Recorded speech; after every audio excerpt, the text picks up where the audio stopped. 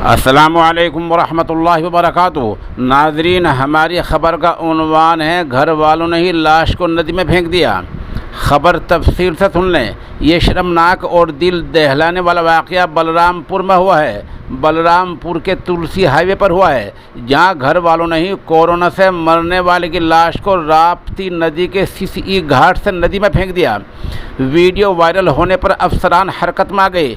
जांच में पता चला कि ज़िला शोहरतगढ़ के सिद्धार्थ नगर के प्रेमनाथ की कोरोना से मौत हो गई थी।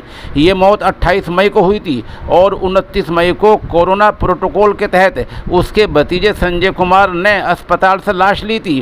घर लाते वक्त संजय कुमार और उसके साथी ने लाश को रास्ते में ही नदी में फेंक दिया था।